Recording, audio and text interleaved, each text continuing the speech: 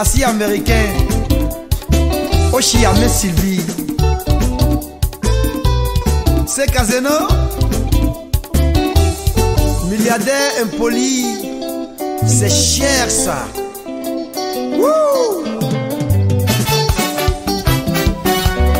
Akoun Yabo Jean-Cul de Grand à l'épée.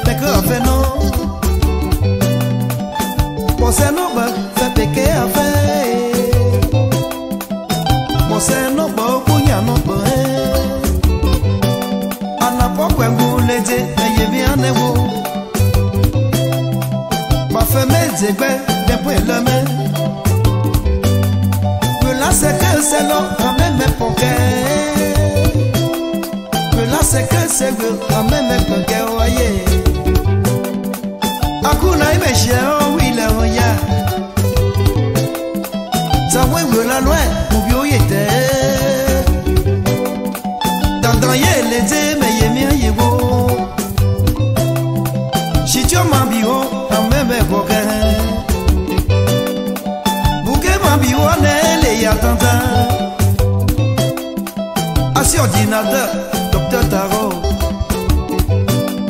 Voici des Guy Mathieu, Docteur Tarot.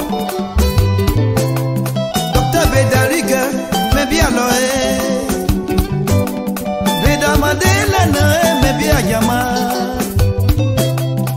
Voici Happy Désiré, oui, moi, Galébé. Maïva, le diable, de non, non, je suis pas bien. On va se faire non.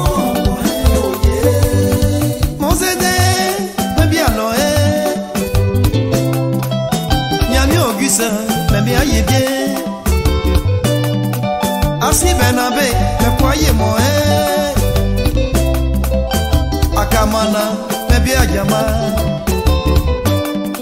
Assis Santos, mais pour moi. Sophie Mata, mais bien né. Alors moi l'état moi, être mon voisin. Ako Jérémy, Poulo ya côté mais. Ça vient c'est bien, moi et le main. Yapi à Popolina, Poulo ya côté mais. Non me l'été, moi et le main. Mais c'est chouchon, y'a les deux beaux oui. Thomas Makaya, mais bien yé. Aïe Ferdinand, on s'est beau noir. Assemble oh l'homme y avait. Ben c'est qu'on dénie, y'a les deux beaux oui. Amadou Koula, mon bois même moulé. Brou Clément, mon bois même moulé. Il n'est pas Patrice, pas y meillé wo. Y'a pas y'a guérissien, t'es veillé quand même.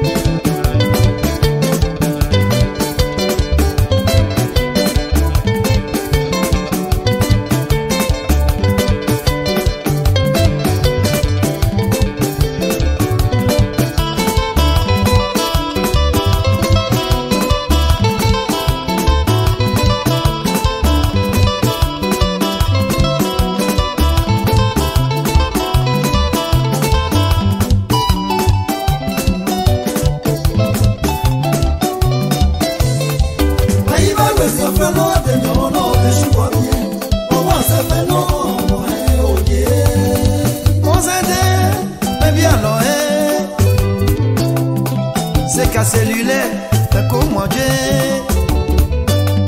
Qu'est-ce que c'est, quoi me mouler. Y'a pas de pensée matin, quoi me mouler. En sa mauvais sang, pas croyez mon haut. Au voyer les oreilles, à qu'on a coulé. En s'en a un jour, on voit avant les gens matin bien pour nager. Mon don belli pour camé à mouma. Mia zensengo ale bichiko. A Moniquez a dû aller.